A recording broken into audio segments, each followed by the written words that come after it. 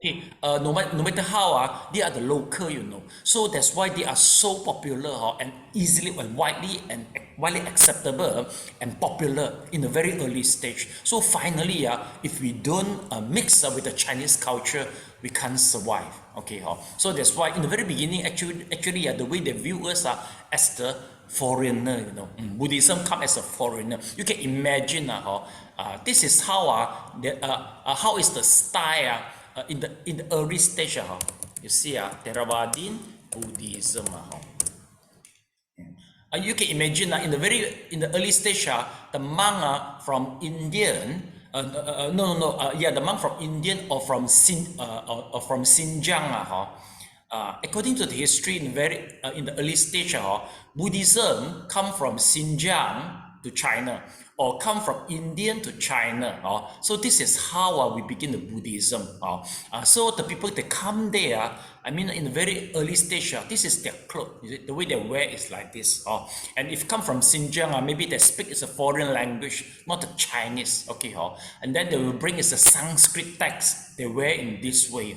But finally, we already become part of the Chinese culture because we wear what they wear, we eat what they eat, and we use the language they use. So finally, it become a very unique Buddhism. But in the very early stage, it happened. The Buddhism is applied just for academic study, more on the discussion for the intellectual, especially in the Prajna. See here, this is the meaning here. See. Now you see, he said perfection of the wisdom literature, because for wisdom literature, as you chant the Xing this is very philosophy. You just discuss something, it sounds very nice. We talk about the emptiness. It's like a material like emptiness. It's very, very philosophy, right? Okay, even though it's not applicable, sometimes you very enjoy to discuss this. And sometimes we speak something or people to understand. You're also proud for it. So at that time, actually people especially one is the rich people, one is the emperor, related person. They are so free and nothing to do, So they will discuss all this. So how about the late people? They are very busy in farming. At that time, 1,000 years ago, people, they put all the time in the farming. Just the rich people, they can discuss the Buddhism to kill their time. And that's why at that time, have you heard about that? If you got the big belly, you are considered you are rich. So this is 1,000 years ago. Why? Because very hard to get the big belly, But now that big belly mean what? Mean high saturated fat, obesity, See or not? So this is the culture change. If you ask the people, according to the palms reading or feature face reading in the ancient time, big belly is a symbol for rich, right? Am I right? But now no more. It's obesity already. So that is, we can trace back in this way, you see. Okay. Yeah, Mr. Leong, you raise your hand, please. Okay. Sifu, how come Buddhism did not first align with Confucianism?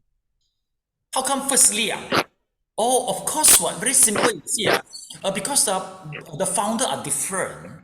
Okay, number one, you mean why they are not they were not aligning in the very beginning, am I right?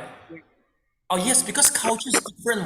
One is origin from Indian. Okay, you just imagine a Theravada monk, the way they're wearing, they come to the China. Of course, just the clothes is already different already. And the teaching at that time in the very beginning are more on Four Noble Path, Eight Noble Truth. But in Taoism, they're more on chakra, they got the Dantian, they do the chakra, Qigong. It's a different one. So the core system, the core system is very different. For them, what they wish is the cultivation is this, you see. Mr. Leong, you see, actually the main reason they are not aligning is because the fundamental teaching. For example, for this, you see, okay, okay, 天人合一 meaning to say the unification between the man, the human and the heaven, you see. You see, this is Taoism culture. According to the cultivation, finally, what happened is the crown chakra will unify together with the heaven, But this is quite different with the Buddhism, you see. Okay, let me off your mic, Mr. Leong, first.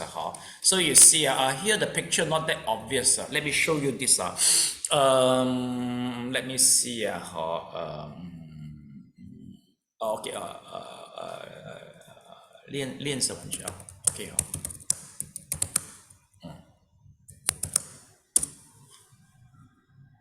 Now, Mr. Leong, take a look. So let me show you. This is the core teaching of the Taoism. You see, for Taoism, okay, I want to get a picture. Must be a little bit, a little child above the head of a meditative Taoism. Where is it? Not obvious. Okay. Okay. Okay. Never mind. Let me put again. 上丹田丹田。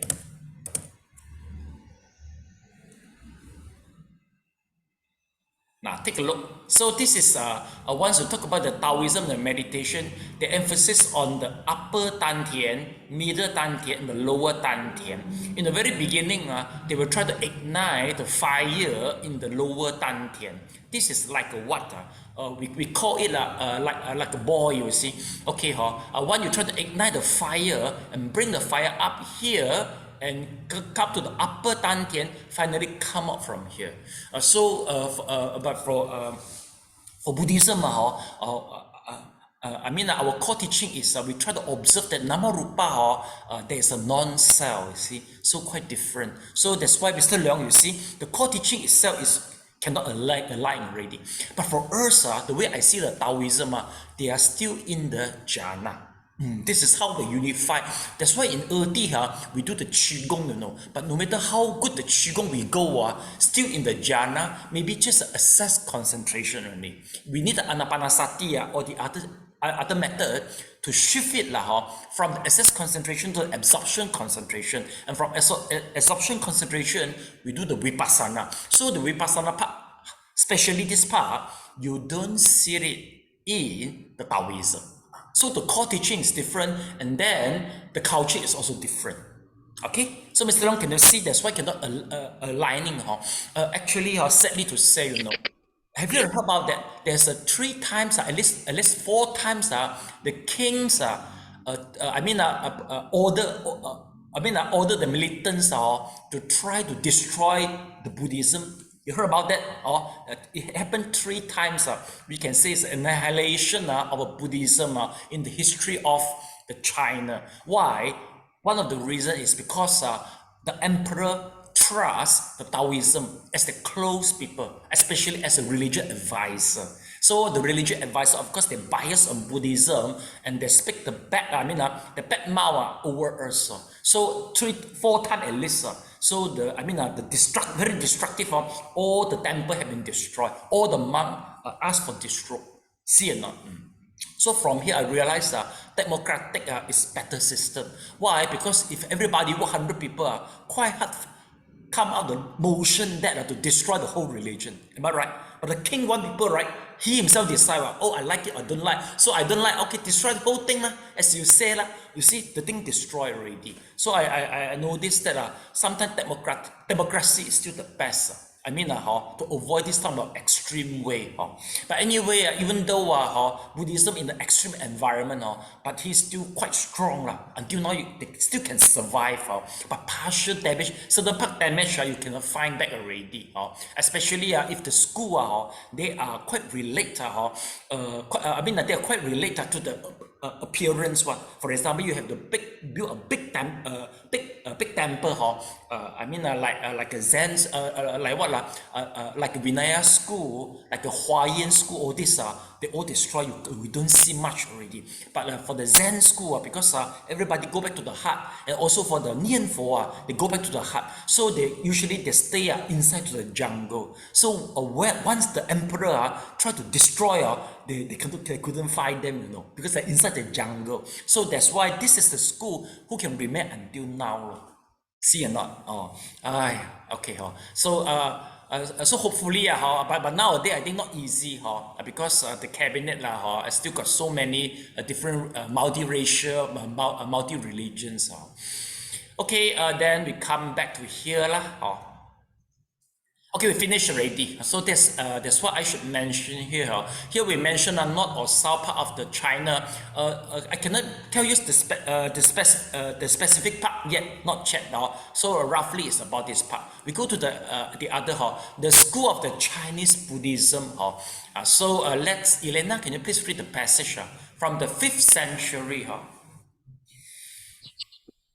From the 5th century, a number of different schools of Buddhism emerged, each being known as a zong, a clan which traces its lineage back to a certain founder or patriarch. Each school specialized in a particular aspect of Buddhist teaching or practice, and monks and nuns often study or practice according to several of them. Some of the schools were straight imports from India. The first was the Sanlun, or the Treatise School, which was the Chinese form of the Madhyamika. This was introduced by the translator Kumara Jiva and was based on 3 key texts: the Mahayamaka, some verses of Nagarjuna, and a work of Aryadeva, in each case embedded in a commentary. The second was the Fasya, or characteristic of Dharma school, a form of the Yogacara introduced by pilgrim translator Shuang Zhen. An earlier form of the Yogacara known as Shelun, introduced in the 6th century by translator Paramatta, died out. Paramatta also introduced the Zhushi, a form of the Sarvastivada based on the study of Abhidhamma Kosa. It was then organized by Xuanzang.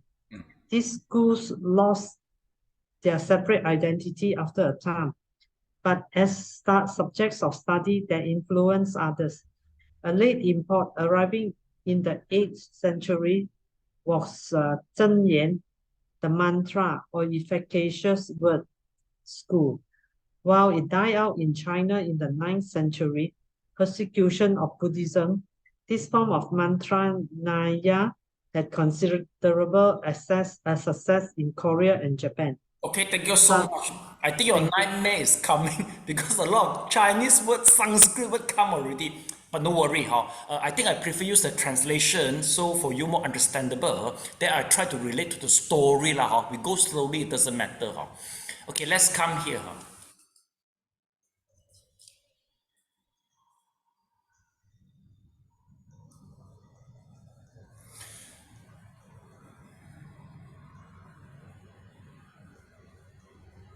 Elena, we pronounce this word 宗宗means the clan 我哋講禪宗嗰個宗係咪this 宗OK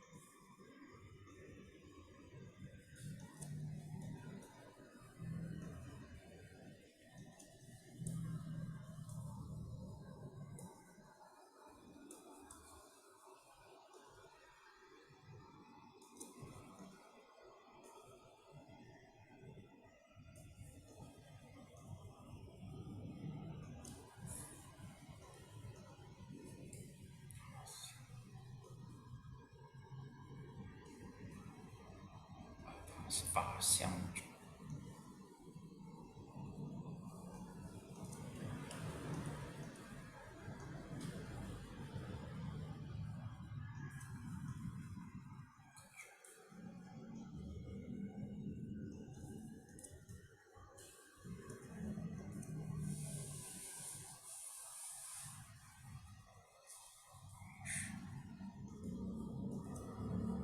大智 6th century.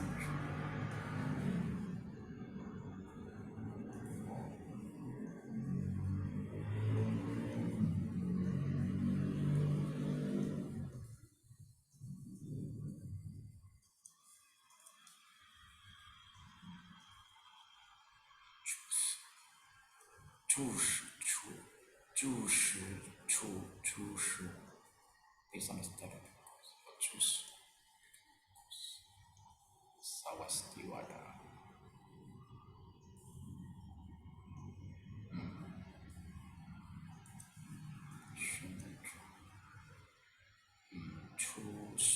This was the second.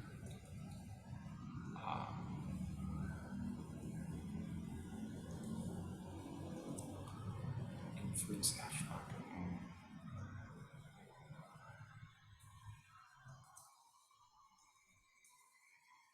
Chân Yen.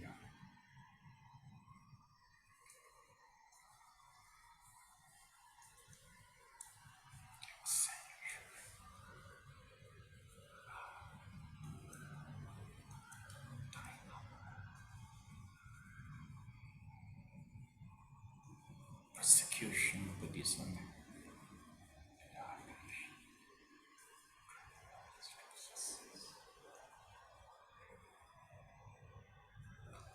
Yes.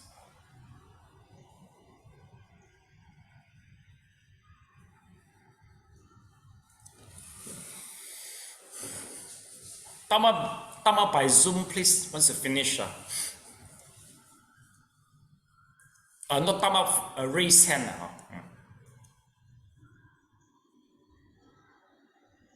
Okay, thank you so much. Class, let's take a look.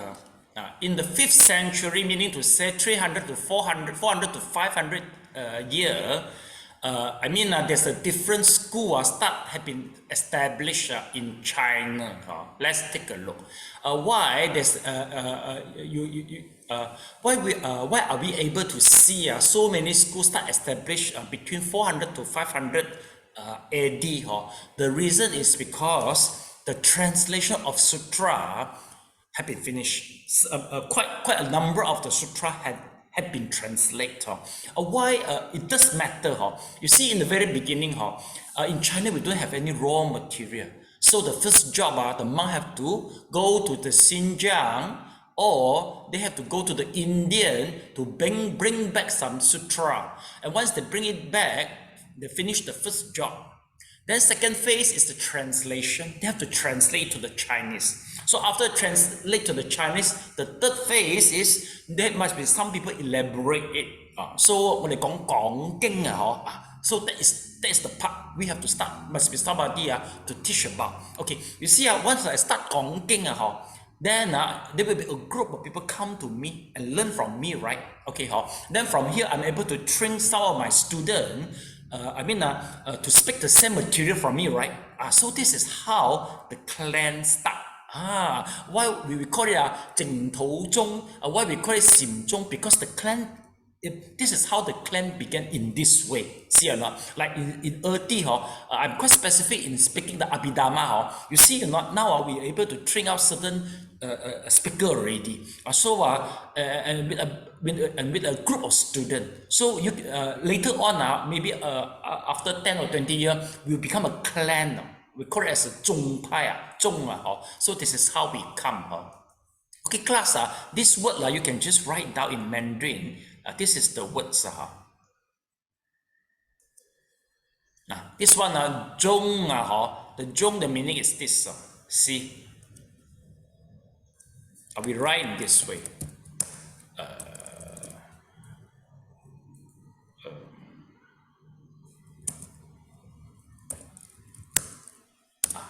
This is the word.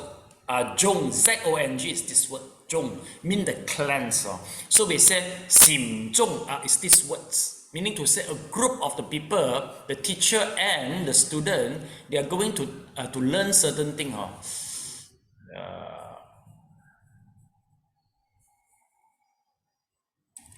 See or not? Meaning to say a group of people, they study. They study in certain particular subject and practice, and then they come out a big group of people, they all follow. So this is we call it as the Zhong. So now we start to talk about the different school. Usually the translator will be involved, and the preacher also will be involved, and maybe some famous student also will be involved. In the very beginning, the school we are going to talk about is this school. We call it as Three Treatise. Let's take a look. Three Treatise School. Three Treatise School is about the Madhyamaka. Okay, class, let me try to recall, make you to recall. Remember the way to Buddhahood? Remember the way to Buddhahood? Do you have the way to Buddhahood? Can you bring it out? The way to Buddhahood, okay? Do you have the book, Way to Buddhahood? Yes, just bring it out, okay? Just take a look to the final chapter, okay? Take a look to the grocery. So let me try to link you to there. Okay.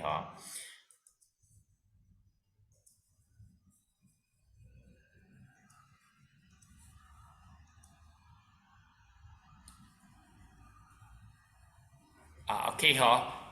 Then please take a look to the condensed.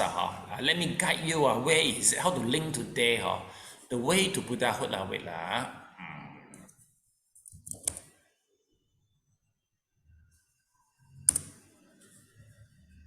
See ya.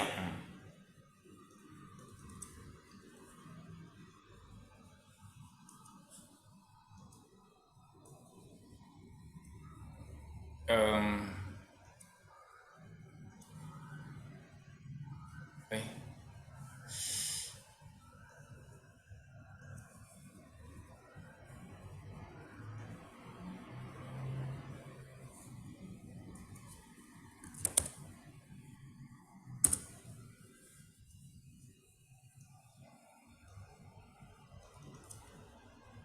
Once we talk about the Madhyamaka, actually we have to gone through to this, you see or not?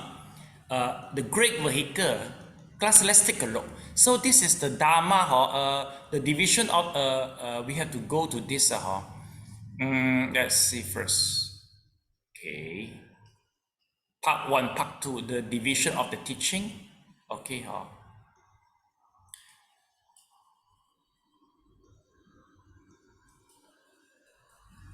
Okay. Something is wrong. Okay, in division and teaching, we have the Dharma common to the three vehicle, and please go to the distinctive Dharma of the great vehicle, this part, okay, this part. So in this part, remember we talked about the Madhyamaka before. What page is it? Let me try to find to you. Madhyamaka. Madhyamaka.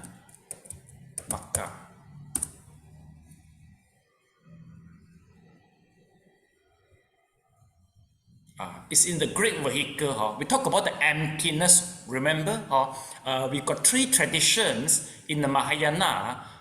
One is the Madhyamaka regarding the emptiness. Second is the Yogacara. Third is the Tathagata treasurer. I don't know whether you remember or not. Okay, very slow. Okay, so meaning to say that this is how this school happened in China. The reason is because this Madhyamaka, we talk about the emptiness, and the most famous is still the Diamond Sutra, Jinggang Jing, and also the Xing Jing. Once we talk about the emptiness, this is relates to the prajna. For the Buddhism, especially Chinese people, they like it a lot, especially chanting. They chant the Kam Gong King and Sam King, even they don't fully understand. But basically, Kam Gong King and Sam King, they are the experience from the Vipassana. Okay, so that's why it become a philosophy. If you don't go through, step by step, it will become a philosopher, very abstract. Then we see, so this is the school of the Madhyamaka here, the Madhyamaka. Okay, yes, do you remember in the great vehicle we talk about this Madhyamaka emptiness? Do you remember that in Nagarjuna? I still can remember. Yes. So this is the one here. I should put the word Nagarjuna. See, Nagarjuna. Nagarjuna. The spelling must be correct. Let's see.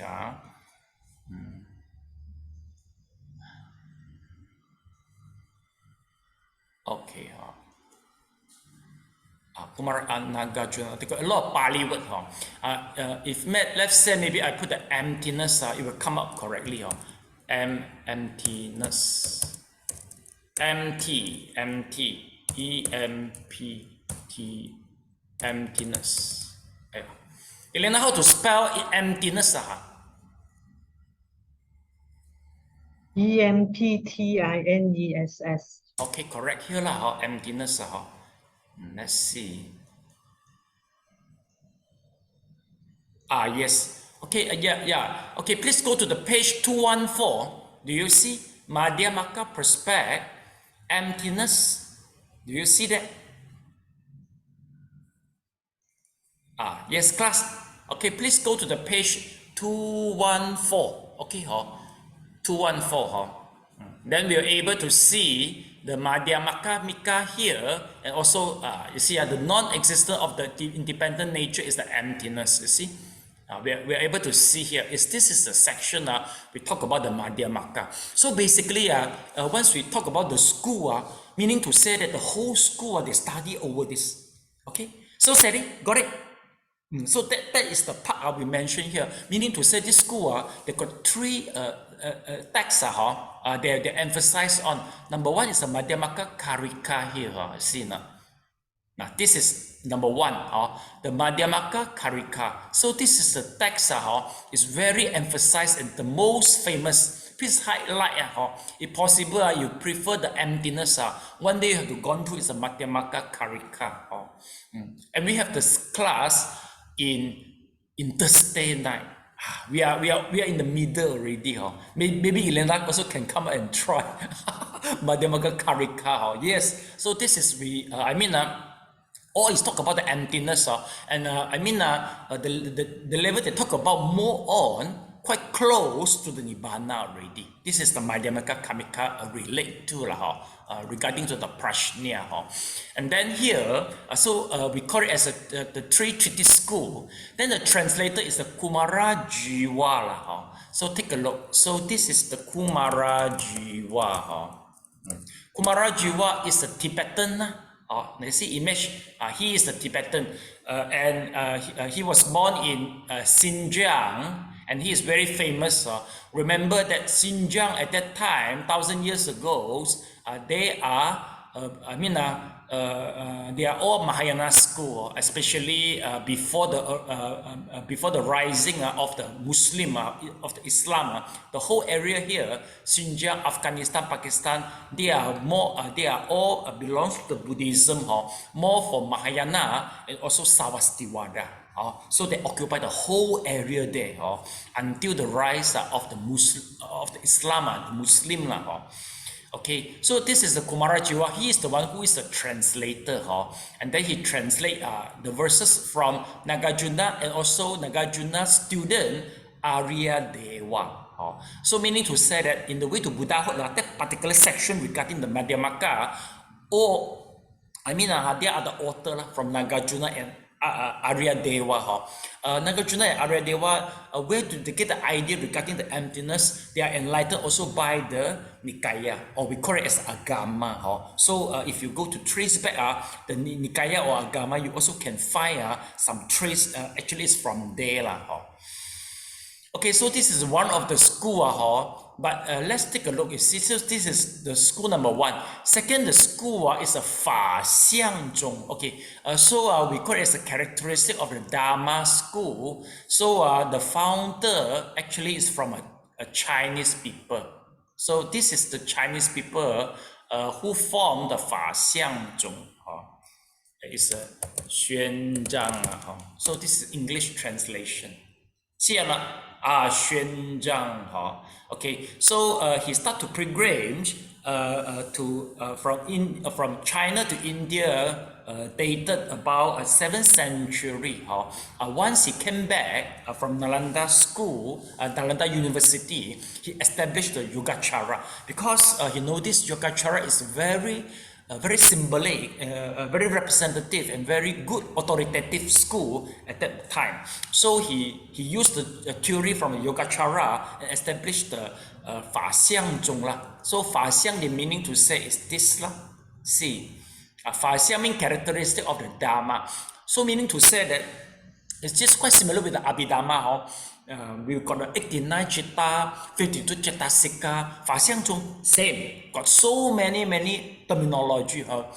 They analyze the universe, our mind, in a very detail. Then he say, this is from Yogacara. It's about 602 and 64. Then later on from this, you go to the one more guy, the name one more monk, the name is Paramatta. Paramatta means ultimate truth. He translate also the Shi Lun, introduced in the 6th century, but died out in China. This is a sad news for the student in Erti. You know why? Mr. Leong, you know why? Why this is a sad news for the student in Erti? Mr. Leong? Don't know, Sifu, you tell us this. Yeah, the reason is because we have this class in every Saturday. We have this class in every Saturday. I'm teaching this subject, this one. I'm teaching this, every Saturday. So if Yogacara, okay. yeah, if you want to try, please come tonight. We are also in the about half already. Elena, you prefer try the new thing, you can come again. Yeah. So this is the subject we are teaching, and it died out in China. It's about 7th century. So sadly to mention that Okay. Then from here he said about, anyway, Paramatta also introduced the 注释. 注释 mean the commentary it's a 注释 it's a commentary 注释 it's a commentary, a form of Savastivada, a study based on the Abhidhamma Gutsa. So remember Abhidhamma Gutsa. Actually Abhidhamma Gutsa is written by the Asanga. Why Asanga is born in the Pakistan? Is born in Pakistan. Why Asanga is so famous? Because there's a king in India prefer Dharma very much. So every day he asks the monk from the northwest part from Indian go to tell him the Dharma. But he noticed the Dharma there will be some discrepancy. So he called the monk, have a gathering to do the compiling of the study in the Kashmir. So this is where is the school of the Savastivada. So they have a compiling, but but at that time they also got political problem. They have with a different fraternity. They split the different school. So anyway, the compiler they ignore the teaching from other part of the school. So the Asanga write the Abhidhamma Gutsa. This one Abhidhamma Gutsa to criticize the Mahavabhasika from the Savastivada. He criticized them, but in a very early stage, when he sent the scripture to them, they don't know. This is a criticize, They are very they thought, oh, you are praising us, because this compound of the Mahavabhasika is about 200 volume, But this Asanga, he's very smart. So after read, he sees so many loopholes, so he write Abhidhamma Gutsa. So this is a Gutsa, It's try to pinpoint the mistake for the Mahavabhasika, So finally, there's one a hype monk know that so he write another disease to bombard the Abhidhamma Gutsa. So this part of the story is very famous if you study the history of the Savastivada, especially the eastern west part of the Indian. If you're in Theravada, you don't know that. Okay, yes, Elena, answer your question first. Sifu, the 3 treatises, the first one is the Madhyamaka Karika. Yes. The second one is Fa Xiang. The third one is? Oh, no. Second one is not the Fa Xiang. Actually, he just mentioned number 1 only. Second and third, the author purposely ignore it. Oh, okay. Yes, okay. Then the Yogacara is a second school already. Okay, a second school already. And now we talk about the second school is regarding the Yogacara lah. Okay, okay, good question. And now we talk about the Abhidhamma Kutsa. So let's take a look. From here, actually, in Wiki we can know many things of Abhidhamma Kutsa. Kutsa. Take a look. So this is the Abhidhamma Kutsa, with Bhashya, the full name lah. See, the Abhidhamma Kutsa Bhashya is for short. It's a key text on what the Abhidhamma written in the Sanskrit. So let me roughly introduce a little bit of history for you. Now you see by the Indian scholar Vasubandhu. Sorry, not Asanga, it's by Vasubandhu. Asanga is the brother of the Vasubandhu. You see, the Kutsa is a summarize. The Kutsa summarizes the Savastivada Abhidhamma in the 8th chapter, totally with 600 verses. So the story is about this. You see in the Kutsa, Vasubandhu present various views on the Abhidhamma, mainly those of the Savastivada Vaibhasika, you see, at which he often criticized for a Sautrantika perspective, you see. Kutsa includes an additional chapter in prose refuting the idea of the person, or blah, blah, blah, something like that. So class, just write down, number one, so we call it as Abhidhamma Kutsa, Bhashya is the whole name. And then just write down the author is the Vasubandhu. Okay, please write down. So this is summarize the Savastivadi Abhidhamma. Okay, the opposite of the Savastivadi Abhidhamma is the Tauyatimsa Abhidhamma, which is popular in Theravada school nowadays. We study Abhidhammata Sangaha, that is the Theravada Abhidhamma. Okay, so please write it down. And then actually Abhidhamma Kutsa is try to, criticize Savastivada Vaibhasika. Please write down Savastivada Vaibhasika. And this is quite famous, see. For the Vaibhasika, let's take a look. You see, refer to the ancient Buddhist tradition of the Abhidhamma, and they are very influential in Kashmir. You see, if one day you can go to the Kashmir, you can ask for where is the place, the compiling of the Vaibhasika. Okay. Elena, are you aiming to go to Kashmir one day? Yes, okay. Let me show you where's the place. You like it very much. Because now most of the Buddhists we ignore the northwest part of the Indian because more on the Jingtu the chanting Amitabha. Except those we study the Abhidhamma in the northwest part, then they will know this. So let me show you. See whether I can get or not. Vaibhasika in Kashmir. Abhidhamma. Okay. Where? Okay, Kashmir. Okay, Abhidhamma Vaibhasika. See whether I can go or not. Okay, Vaibhasika. Let's see. Kashmir. Yeah, I think we don't really get it. But anyway, once we talk about the Kashmir, well, I think Elena will like it a lot. Let's take a look. So this is how is the Kashmir look. Kashmir is not very big the area, but I think maybe it's in this part. Let's take a look. Usually we put is the Kashmir and Jammu. Kashmir and Jammu. Kashmir. Kashmir.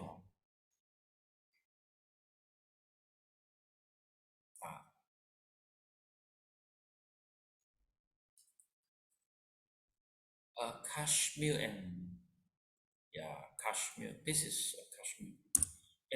This picture not that beautiful already. I remember, see, and not many. If I put Kashmir and Jammu, this part.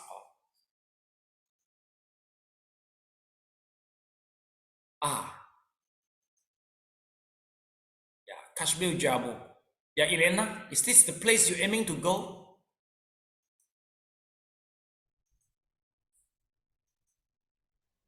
Actually, I supposed to go there, but then my mother passed away. I fly back to KL. Oh, I see. Yeah, okay. Remember, Elena, if you went there, if you go there, ask for the museum. Where is the Waipasika, the location? Because this is quite famous, Abhidhamma, at that time, there, okay. Okay, anyway, so this is something regarding the tourism, okay. The place is so beautiful. You see or not, if let's say, we notice one thing is what actually Buddhism is why they are flourishing in this area. The reason is they are in a high altitude. This place is very suitable for meditation. Actually, you can say that very suitable. I think a little bit cool. So that's why this place is very famous. The Vaipasika, there's reason why Sarvastivada, they established their school here. And the Muslim is very smart. They come and occupy this place, you see. Once you see the snow and the place is cool, it's very suitable for meditation. At that time, you can imagine thousands monks that meditate there, you see. Quite wonderful. Okay, let's see. So this is regards, the Abhidhamma Kutsa. Okay, please copy down this. Abhidhamma Kutsa. Finish already. Then you can further go and study all this. Okay. Then we say, anyway, this school all lose the identity after the time. Frankly speaking, if now you go to the China, you look for the sun, the three treaty school, you don't get it. Yogacara, you don't get it. But anyway, they are integrated in other school. For example, now we teach the way to Buddhahood. We will include the three treaties inside. But the founder of the three treaty school, you know where does he come from? He came from Iraq, you know. Jizang Fashi is Iraq, you know. So at that time, actually got some Iraq monk, they come to China. Okay. If let's say you go to Xi'an, okay, if you travel Xi'an, basically Xi'an you can see the 8 major school, Buddhism school. They are all. The original temple still can found in Xi'an. But you have to follow the Buddhism trip, pilgrimage trip, because people feel boring, just go to the temple. And yet this is 1,000 years ago, a school and rebuilt again. And I remember I went to the Xuanzhuang, the temple, which is Xuanzhuang stays and do the translation. So this is the school for the Xuanzhuang. We call Da Yan Ta, Da LPV, Da Yan Ta. So this is the place. If you go to Xi'an, you're still able to see. This is the school. This is the temple. Let me write the miao.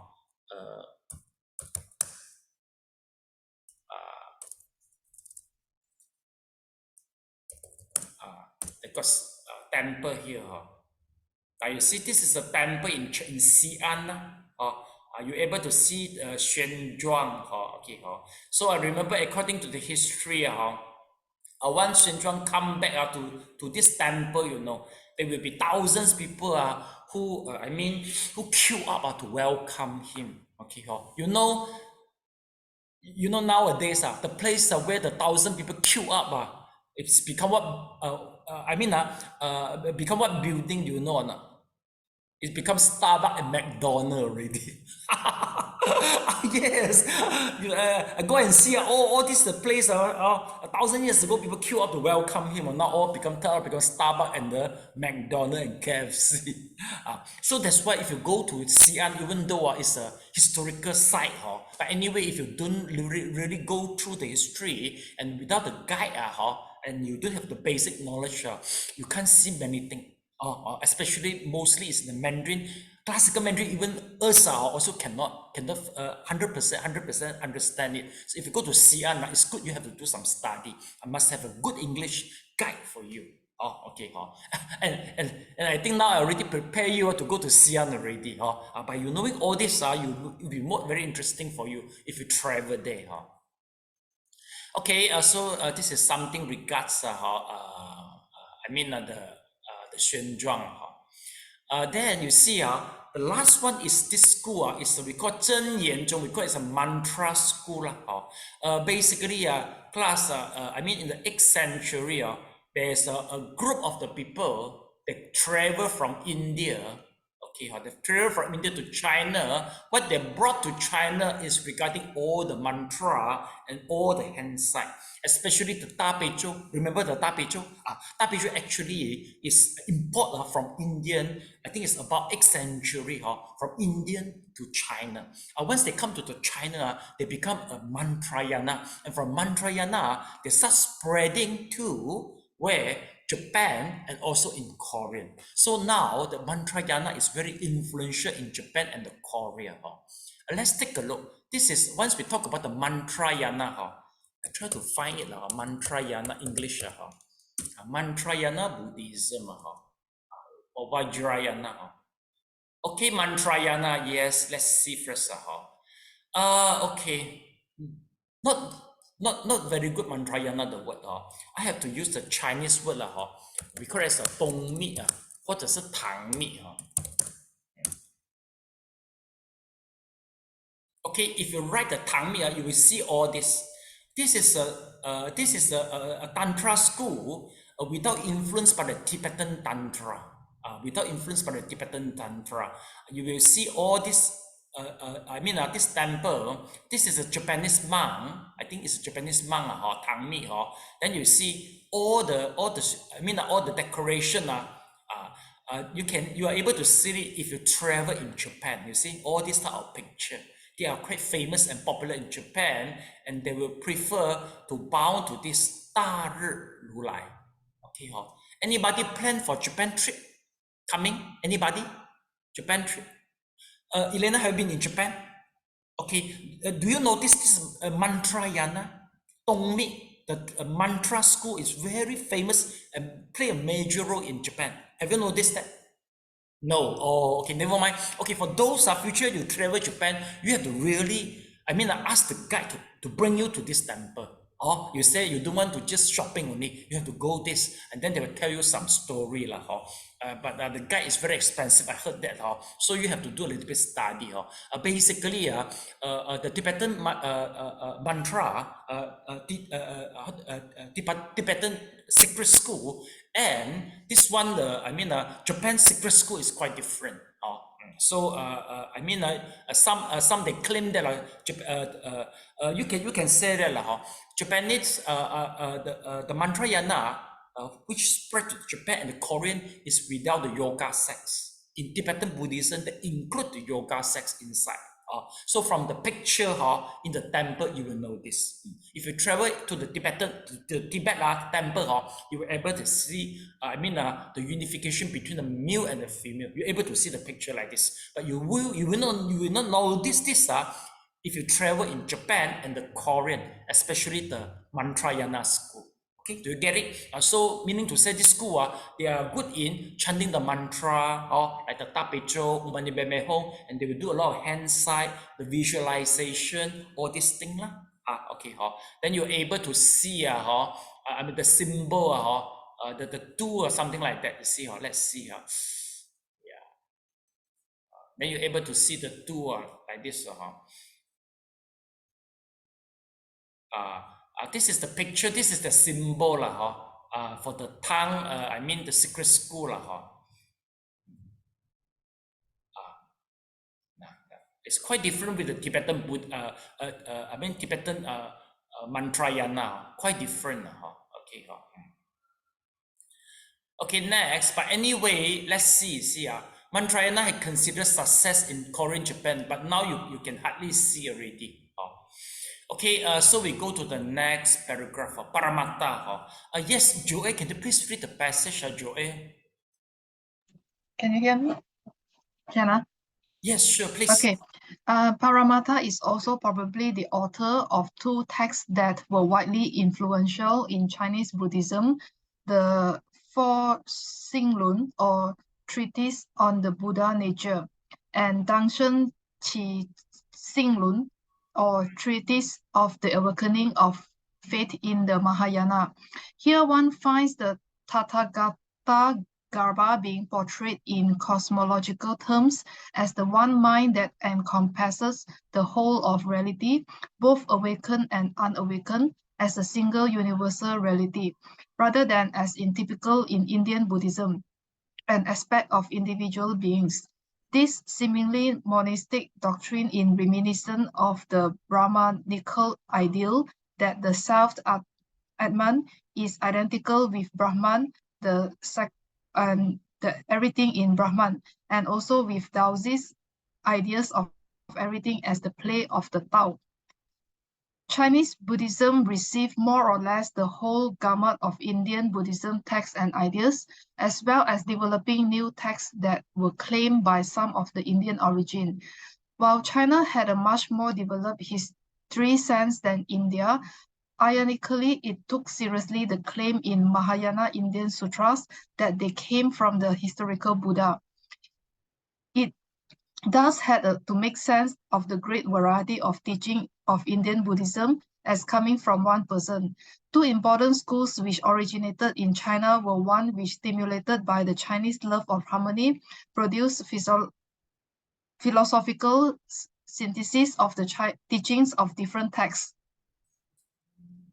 They emphasized that Buddha taught according to skillful means, and they categorized the various Sravayakayana and Mahayana sutras as belonging to one or other of several levels of teaching, given a different periods in his life. Panjiao system. At the highest level, the schools placed chosen sutras as representing supreme truth. The Tian Tai school, founded by Zi Yi, was named after Mount Heavenly Terrace, where its headquarters was located. It stressed both study and meditation, emphasized the notion of the Buddha nature as present in one things, and that the whole is non-different from the ultimate one mind, thusness, emptiness, or nirvana.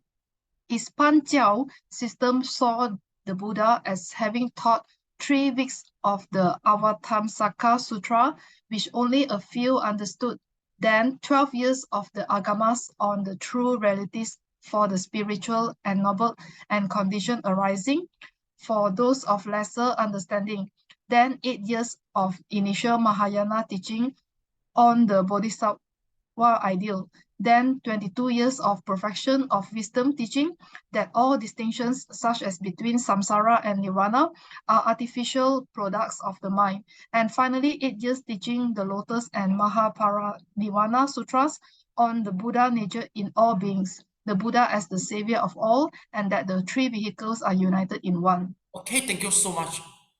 Sally, can you check for me what is the nationality? What is the nationality for the author?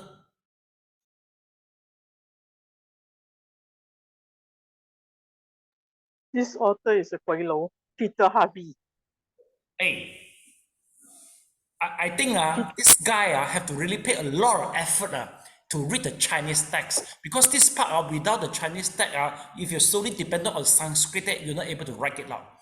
If a Guilo learn the Chinese, compare you learn the Chinese, I think for them even more difficult.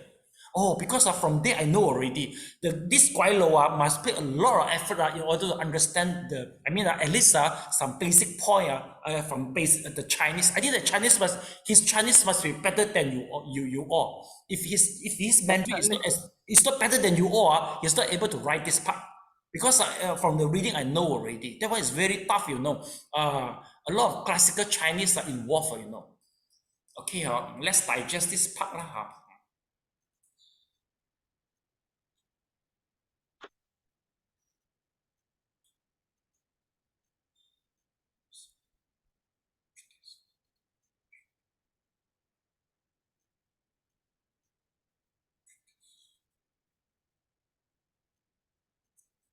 The class C, you see, 大乘起心论. This all is literally translate from the Chinese, from the Mandarin.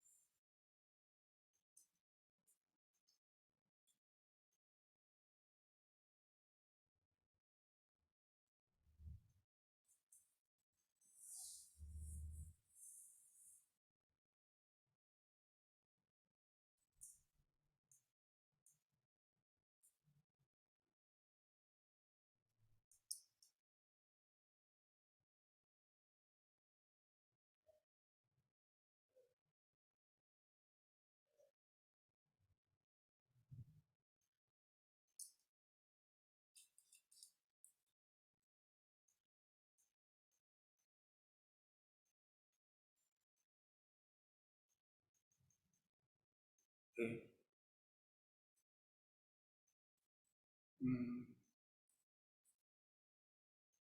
Sally, what page are we just now? Huh?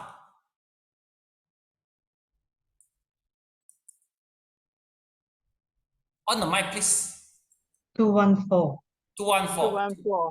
214. Huh? Okay, 214. Okay, thank you.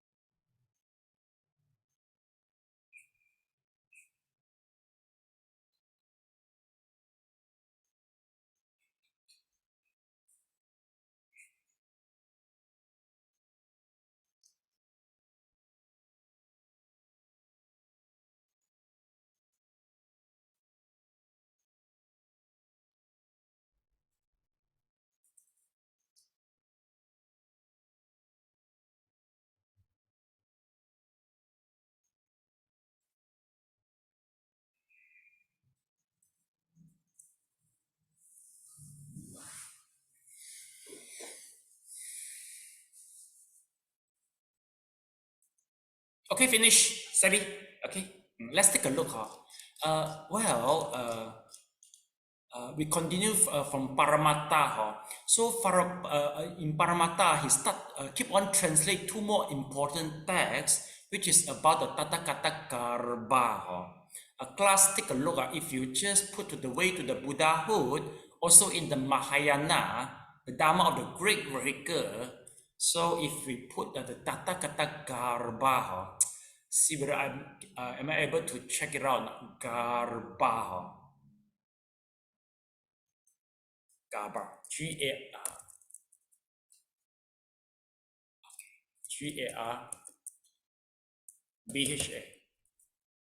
Garbha. Next. Okay, we got it. Okay, the nature of thing being empty is described as Tathagata Garbha. Page 275. Please flip through there. In the very beginning, we start with the Madhyamaka emptiness. Then second is the Yogacara. The third one is the Tathagata Garbha. So this is the third part we study in the chapter number 5. Okay. So do you remember? The teaching is there will be a Buddha in everybody's heart. But the Buddha has been defiled already. Once we clear all the defile, then the Buddha nature will be unfold. Remember the teaching? So this is the one. So this school was established in China. 1,000 years ago before. So let's see. According to the author, he said this type of a teaching is quite like a Brahmanism, you see. He said just like a Brahmanism. There is a self-Brahma inside your heart. It's quite identical with the Brahma. So this is, we call it as a treatise on the Buddha nature, or the treatise on the awakening of the faith in the Mahayana. So this one treatise on the awakening of the faith in the Mahayana, their meditation method is quite similar with our Qigong. Just empty the mind. Quite similar. And I think I'm about to have a class. Elena, will I have a try? No lah. Yes, okay. Yeah, I'm going to teach this subject. Treatise on the awakening of the faith in the Mahayana. So he says, talk about the Tathagata Gaba. Okay, and then you see, Chinese, he said, according to the author, he said, Chinese Buddhism actually received all the teaching from the Indian. Sometimes they receive from the Indian, they enlighten themselves, come up with a new idea. But in the Tang Dynasty, actually there will, there's a number of the sutra and also the sastra reached to the China, and the Chinese people start to get confused. Okay, so at that time, a monk, the name is Zhi Da Shi. So this is the monk. The monk is academically and also meditatively capable. You call it as a 智者大师. He is quite expert both in academic and also meditation. So this is the one. 智者大师. And he tried to go through all the sastra and also all the Tripitaka, and then he rearranged it. Why? Because you will notice that there will be some contradiction within the sutra. Because some sutra they say, oh, you should work hard and go for Nibbana. Then some sutra say, oh, you shouldn't go to Nibbana, you should become you should learn to become a bodhisattva. And then some Vinaya said, yes, you are allowed to take meat as long as you don't kill. And then some sutra mentioned, no, you shouldn't eat meat, because eat meat means you are going to lose your body part. Confusing, right? So in order to avoid the contradiction, after reading the whole thing, he tried to rearrange all the sutra. So according to his understanding, he arranged the first sutra, Shakyamuni teach, it will be the Avatamsaka Sutra. Let's take a look. So this is the one, you see. Let's see here. This is the one. Avatamsaka, number one. So later on, he teach. Second is the Agama. Agama is more on for the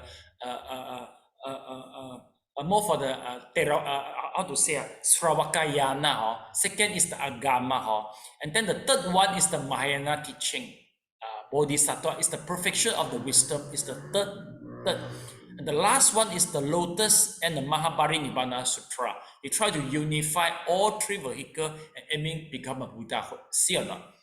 So this is the idea after the reading from the 智者大师. 智者大师 actually he got psychic. Basically, have you ever heard about that people got double purple? This is the we call it as the pupil, right?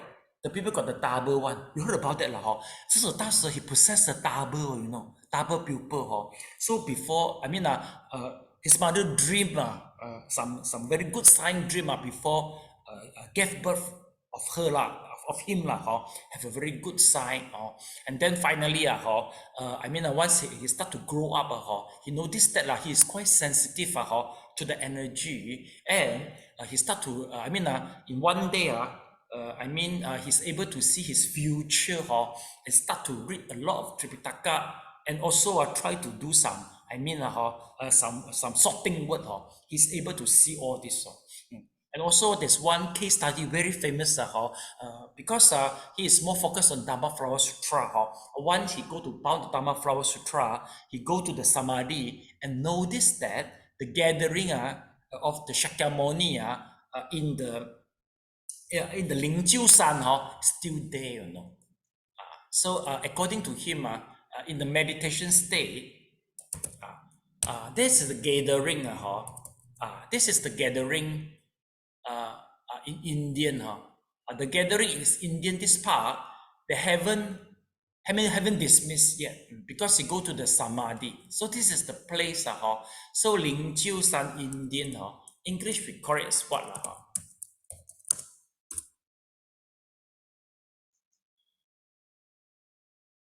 A voucher. Yes. What? Okay. Mr. Leong, how to pronounce this, please? Voucher P. Wow, Chippy, how about this Sanskrit? Huh? Huh? Oh, Gada, Don't know how to pronounce, no? G-R-D-H. Ah, yeah. Gadrakuta. Garakuta, yes. This is the place we can write down. So during his samadhi, the voucher here or the gathering here haven't seen yet. Why? The reason is because once we in the meditation, present, past, and future, they are happening at the same time. You see, so that's why you see the gathering in the voucher here is still there. So this is something from the 智者大师啦。So 智者大师, this is the name from 智者大师. Let's take a look. Here is the name. Let me check for you. 智义 call it 智义 So he established the school. We call it as a 天台 Where is a 天台? 天台 actually is a heavenly terrace. This is this is a place in China. Okay. I remember Sally mentioned that you prefer travel Chinese a lot, right? So one day you can come back to try here. So this is the 天台 But I have to type Chinese 天台山 in Chinese 天台山中国 yeah, this is the place 天台 天台 mountain this is where the 智义法师 established the school looks good I think they do some renovation from here he established the 天台 school and he tried to make his teaching popular meaning to say that he doesn't specific in one school and one sutra already.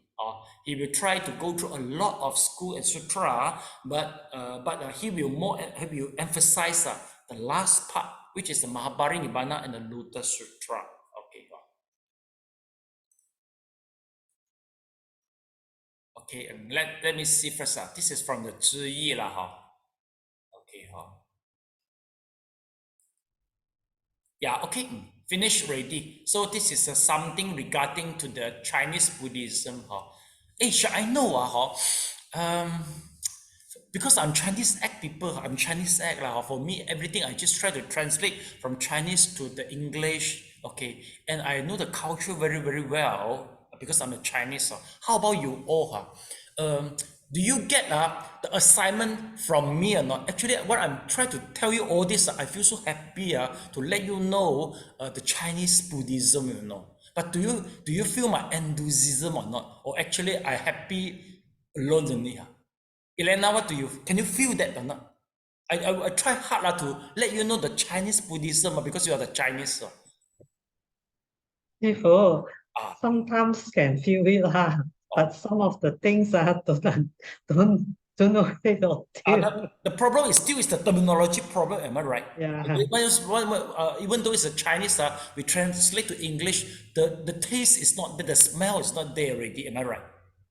Yeah, some It's a of bit the different. things a bit different. Some of the things understand, but some of it is like a bit mong cha cha kind of thing. Yeah, the mong cha cha meaning to say that you don't have the perception because the English act. I think if we talk about maybe the Buddhism in Europe, or maybe you will have a lot of familiarity there, the country. Am I right? Now we talk about China, So everything I will refer back, Google back in Chinese, you see. Because Chinese when translate to English, the feel is gone already. Because Not only not only that, because in school when we study history of China, we don't study this sort of things, you see. Yes. Because ours are very basic history of China. Which dynasty fight until which dynasty, that kind of thing, you see. We don't go into this what 天台 school what school that kind of school. So to us, to me I don't know about my other friends here. It sometimes can be a bit confusing. Okay. Anyway, never mind. So later on, I'll let you have some recapitulation to clarify your confuse to each other. Do a No, little bit. one mong cha cha talk to the other mong cha cha, it become two mong cha cha only. double the moon I think maybe like the Guai Lo Sally mentioned I think the motivation to study is very important. Just maybe because you are the Chinese and you prefer travel Chinese because Chinese is very cheap. Am I right? Compared to go to the Europe. No maybe, more. yeah, about triple, right? No more. No more already. Now very expensive. Very Expenses expensive already. now. Now traveling is very expensive. Anywhere is very expensive. Oh, I think Europe still double, more double or triple compared with Chinese. Am I right? No, Maybe. you go to China, you cannot really travel. They make you buy Oh, things more than travel. Oh no, now it's different already. Now the package it seems the government, China government is imposing no shopping policy. no compulsory shopping on the tour itself already now. Oh, So yeah. once you Yeah, yeah. impose that the tour fare is going to increase. I see. Okay. Well, anyway, I would like to mention to you all how actually there's a group of the English act people they are teaching what am I teaching now, but they are more on academic study and there's somebody we call as a brother he was working in the tourism industry, tourism department before, so he also will bring people to travel this not eastern part of the India, and also in China somewhere, especially the Silk Road, more on English. So anyway, I think I don't but for you no matter who lead you or I think you have to pay some effort but if you go to travel Chinese can you link all this together? Possible? But you go there just for the spot, beautiful spot only not has nothing to do with the Buddhism history. Am I right? If you go to travel China, Taifeng Ding go very beautiful. Then eat the good food Malay Chongqing, nothing to do with the Buddhism Am I right? No, Correct. Sifu, if you travel with us, the purpose of the travel like I go to Yogyakarta, I went under a temple. That one, the Sifu is very good. He will explain everything about the Buddhism in Yogyakarta, the Yeah. stupa, each stupa, each deva down there, the name he can tell us, He will Yeah. explain all those things one by one. That is a different type of travel. I go to Bhutan with this Sifu also. Sifu also explained the Buddhism in Bhutan and all those things. Even though basically that one is also just a travel, but he explained. So it all depends. Like if you join those tourist company, they will never explain Buddhism to you. Yeah. You can't link the thing together. For me, the Silk Road group is very fruitful. The reason that this trip, because they got nothing to talk except Buddhism. Silk Road always regarding 90% regards to Buddhism. Yeah, Mr. Leong, yes. Say for just now the brother V that you're talking about, is it Dato Siri Victor V or BGF? Yes, he's the guy. Yes, I think he worked in the tourism department before. Yes, so he brought people gone through. I mean the Silk Road. He tried to bring people. He segregated to different part. He is more on English act people. I think for him, in order to bring this type of group, he also have to pay a lot of effort. Because a lot of things in Mandarin, if you just read the English, it's very limited. So you must have to learn some Chinese in order you can master the area, especially include the Chinese. So never mind. Now you Mong Cha Cha little bit struggle a little bit. Later on, I encourage you all to join the Silk Road. You have to find the English one. Don't join the Chinese, the English one. Then you can know it better Okay so please. So this is your next trip with your own pocket money.